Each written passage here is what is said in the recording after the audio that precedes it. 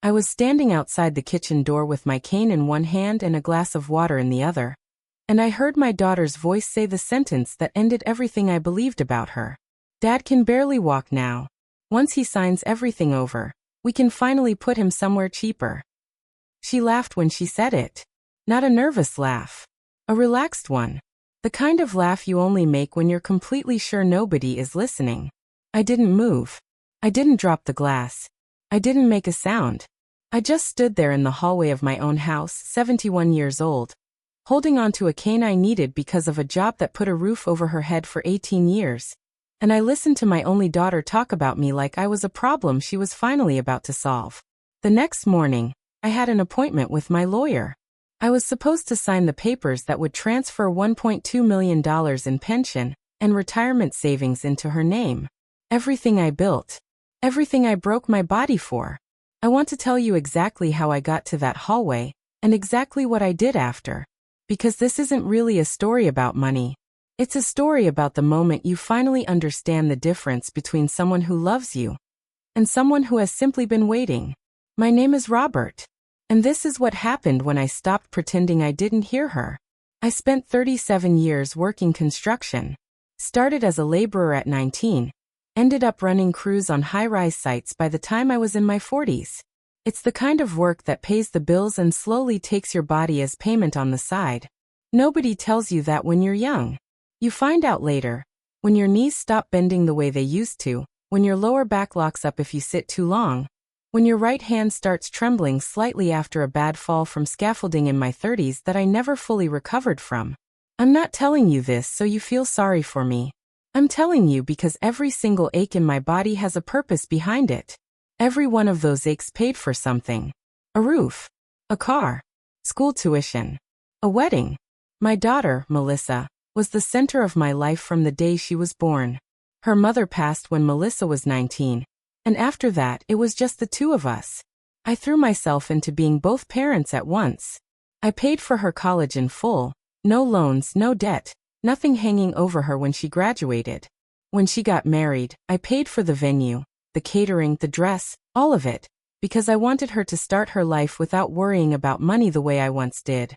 When she and her husband, Daniel, bought their first house, I covered the down payment.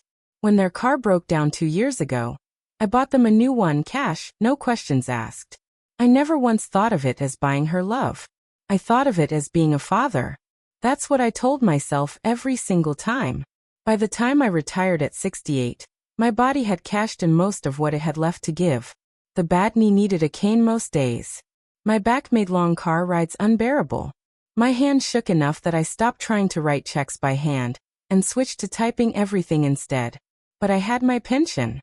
37 years of contributions, careful investing, and a company that, for once, actually kept its promises to the men who built its buildings. $1.2 million. Enough to live comfortably, cover my care as I got older, and still leave something behind for my grandchildren. I thought I had built something that would outlast me. I didn't yet know I had also built a countdown clock that someone else was watching. I want to describe a specific afternoon to you, because it says more than I ever could in a summary. It was a Sunday. Melissa had invited some of the neighbors over for a small get-together in my backyard. I'd been living with them for about 8 months by then, ever since my knee made the stairs in my old house too dangerous to manage alone. There were maybe a dozen people there. String lights. A grill going. Laughter carrying across the yard. When I came outside, slower than I used to, cane tapping against the patio stones, Melissa's whole face lit up. "There's my favorite person in the whole world," she said, loud enough for the neighbors to hear. And she came over and hugged me in front of everyone, holding on a beat longer than necessary. "Everyone, this is my dad. 37 years pouring concrete and steel, so people like us could have nice buildings to live in. He's my hero." The neighbors smiled. Someone said how lucky I was to have a daughter like her. Someone else said Melissa was a saint for having me stay with them. She brought me a plate without me asking. She called me Daddy, in that soft voice she used to use when she was 7 years old asking for a bedtime story. She made sure I had a comfortable chair in the shade. If you had shown me a video of that afternoon and nothing else, you would have told me I was the luckiest father alive. But I want you to remember that afternoon, because in about 4 minutes, I'm going to show you what happened in that same house, 3 weeks later, when nobody thought I could hear them. The signs had actually been there for a while before that. I just didn't want to see them. The way Melissa's smile would tighten slightly when I walked too slowly through a doorway and held up the line at a restaurant. The sigh she let out, quiet but audible, when I asked her to slow the car down because my back couldn't handle the potholes on our street. The way she started referring to my prescriptions as the pharmacy bill, instead of my medication. Daniel, her husband, was worse in his own quiet way. He rarely spoke to me directly anymore, just exchanged looks with Melissa whenever I needed help getting up from the couch. Looks I told myself I was imagining. I ignored every one of those signs for over a year. Because the alternative, actually believing my daughter saw me as a burden, was something I wasn't ready to carry. So I didn't carry it. I just kept giving. It was Melissa's idea, originally, to talk about the pension. She brought it up gently over dinner, the way she brought up everything, softly, reasonably, always with my best interests sounding like the only thing on her mind. "Dad, I've been thinking," she said one night, setting down her fork. "You're 71. Managing all those accounts, the statements, the tax paperwork. It's a lot for anyone, let alone with everything going on with your hands. What if we simplified things? Put everything under my name, so I can handle the bills, the medical costs, all of it. You wouldn't have to think about any of it again." It sounded like relief. It sounded like a daughter taking care of her father the way I'd always hoped she would. "You don't need all that stress, Dad," she said, squeezing my hand, the trembling one, gently. "Let me handle everything. That's what family is for." I want to be honest with you. Part of me was relieved. The paperwork had gotten harder to manage. My hand shook too much to sign things comfortably. The idea of not carrying that weight alone sounded like a gift. So I agreed. We made an appointment with my lawyer, a man named Charles Whitfield who had handled my affairs for almost 20 years. Melissa handled the scheduling. She handled the paperwork requests. She was, by every outward appearance, moving quickly and efficiently to take a burden off my shoulders. Looking back now, I noticed something I didn't notice then. She never once asked me what I wanted the money to actually be used for beyond my care. She never asked about the grandchildren's education, never asked about anything long-term. Every conversation circled back to one phrase: "Let me handle everything." At the time, I thought that was love. Now I understand it was efficiency. There's a difference, and it took me almost losing everything to learn it. 3 weeks before the signing, on a Tuesday evening, I dropped my cane. It happened reaching for the television remote. A stupid, small movement, but my back seized and the cane slid out from under my hand and clattered against the hardwood floor. I went down onto one knee trying to catch myself, and for a moment I just knelt there on the living room floor, unable to push myself back up, my bad knee throbbing, my hand trembling too badly to grip the edge of the couch. I could hear Melissa and Daniel in the kitchen. I called out, not panicked, just asking for a hand. There was a pause. Then I heard Daniel say something low that I couldn't make out, and Melissa laugh, a short, sharp laugh, quickly muffled. They came in about 30 seconds later. 30 seconds is a long time to kneel on a hardwood floor at 71 years old waiting. "Sorry, Dad," Melissa said, helping me up, still with a trace of that laugh in her voice.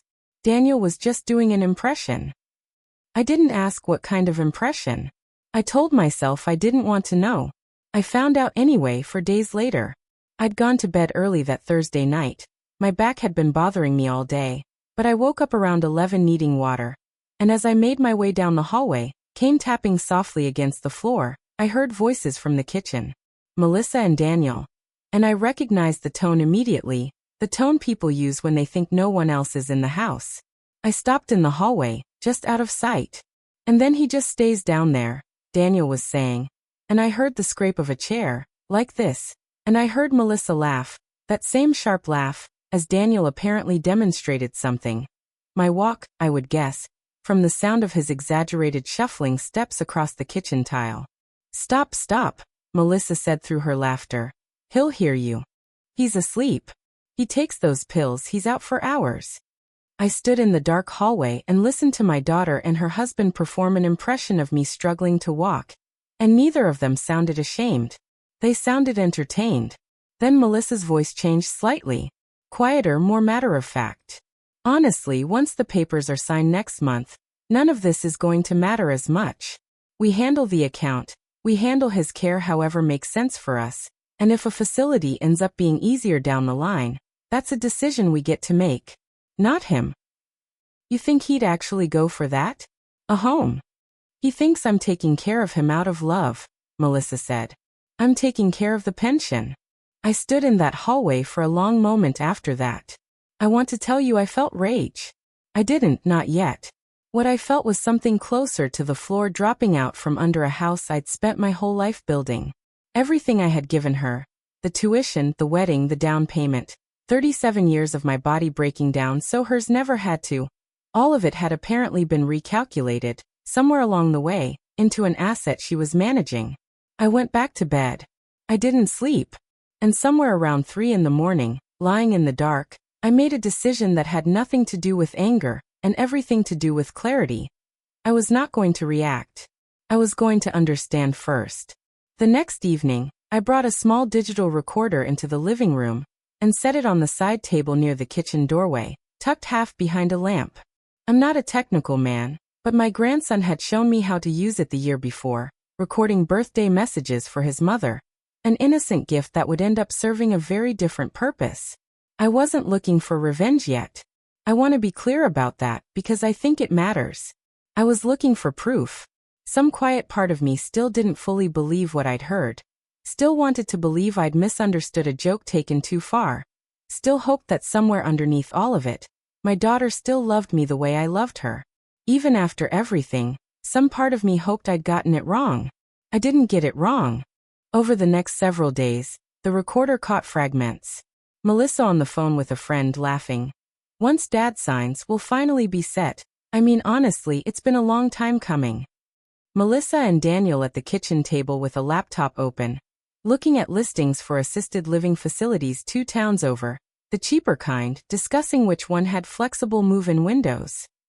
A conversation about my house, my actual house, the one I still owned outright, sitting empty since I'd moved in with them, and whether it made more sense to sell it now or wait until everything was finalized. They had already planned the next several years of my life without me in the room. And then, on the final morning before the lawyer's appointment, I overheard the sentence that became the first thing I told you at the very beginning of this story. Standing in the hallway with my cane and a glass of water, hearing my daughter say, easily, comfortably, like she was discussing the weather, Dad can barely walk now. Once he signs everything over, we can finally put him somewhere cheaper. I had my proof. All of it, recorded, dated, undeniable. That night, I called Charles, my lawyer, and asked for one change to tomorrow's appointment. I didn't tell him everything yet.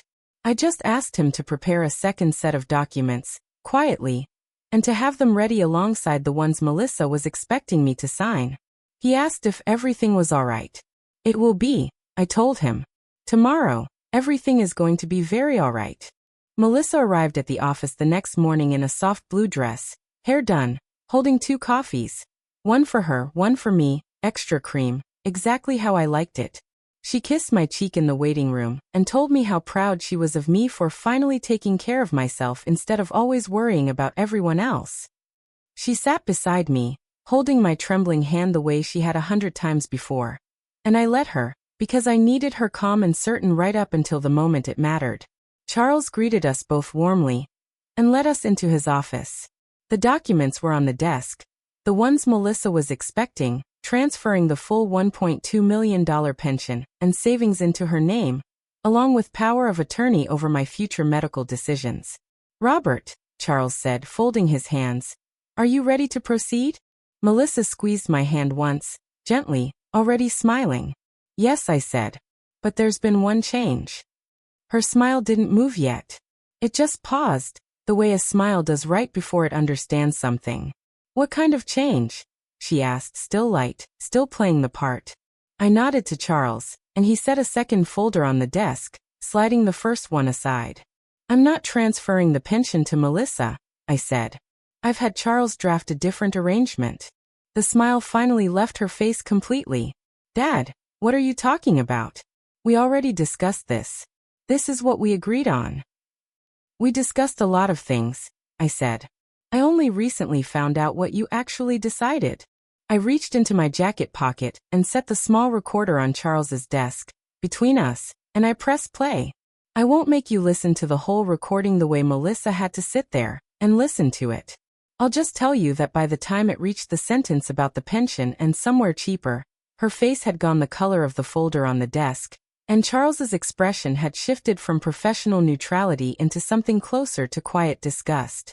Daniel, who had come along and been sitting silently in the corner the entire time, saying nothing throughout the appointment as he had said nothing during every uncomfortable moment for the past year, stared down at his own hands and didn't speak.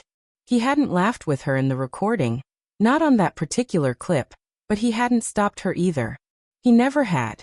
Dad, I can explain, Melissa started. You don't need to, I said. I already understand perfectly. I laid out the new plan calmly, the way Charles and I had drafted it the night before. The $1.2 million would go into an irrevocable trust. A portion would cover my own long-term medical care, managed by an independent trustee, not by family. A portion would go to a foundation supporting injured construction and trade workers, men like the ones I worked alongside for 37 years, men whose bodies gave out the same way mine did, with far less to show for it than I had. A portion was set aside for my grandchildren's education, released when each of them turned 25, old enough to understand the value of what they were receiving. And a smaller portion went to Angela, a home care aide who had spent 6 months helping me during a difficult stretch 2 years earlier, who never once made me feel like a burden, who used to sit with me some evenings just to talk, expecting nothing in return. Melissa got nothing directly. Not because I wanted to punish her financially, though I won't pretend that thought never crossed my mind, but because the money had never been about spreadsheets to begin with. It represented 37 years of my body being spent on other people's behalf, and I was not going to let it fund a life built on waiting for me to become inconvenient enough to discard. Melissa's calm broke completely. She stood up from her chair, voice rising. You're being manipulated. This is insane, Dad. Charles, tell him this is insane. Charles said nothing, simply looked at her. You did not mock my weakness, I said, staying seated, staying calm, because I had promised myself the night before that whatever happened in that room, I would not raise my voice the way she had never bothered to lower hers. You revealed yours. She turned to Daniel, waiting for him to back her up, to say something, anything. He looked at the floor and stayed silent. The same silence he'd offered every time it might have cost him something to speak up. In that moment I think Melissa understood, maybe for the first time, that the silence she had always been able to count on from him wasn't loyalty. It was self-preservation. And it wasn't going to save her now either. I didn't send that recording to punish her publicly. I sent it to my sister and to Melissa's aunt, the two relatives who had spent years praising Melissa as such a devoted daughter at every holiday gathering, mostly so the truth would exist somewhere outside that lawyer's office, somewhere it couldn't quietly be rewritten later. It spread faster than I expected. Within a week, the story had reached most of the family. The praise stopped. Daniel moved out within the month, whether from guilt or self-interest, I honestly couldn't tell you, and I stopped caring which. My grandchildren, still young, will hear the full truth from me directly someday, when they're old enough for it to matter more than it hurts. Melissa came to see me 3 weeks later. She'd been crying, I could tell, and for a moment, some old instinct in me, the instinct that spent 37 years being her father before anything else, wanted to comfort her. I was stressed, she said. The bills, Daniel's job, the kids, I didn't mean any of it. You know I love you. You did not lose my money because you mocked my injuries, I told her. You lost it because you forgot those injuries were the reason you had a life at all. She asked for another chance. I told her no. Not out of cruelty. Out of 37 years of finally understanding what a chance was actually worth, and to whom I owed the next one. I used to believe that love meant giving everything, even when it hurt, even when no one said thank you, even when it cost me pieces of my own body I never got back. I don't believe that anymore. Love without respect isn't love at all. It's just exploitation wearing a familiar face, one that hugs you in front of the neighbors and laughs about you in the dark. And the day I finally stopped pretending I hadn't heard her was not the day I lost my daughter. It was the day I finally got my life back.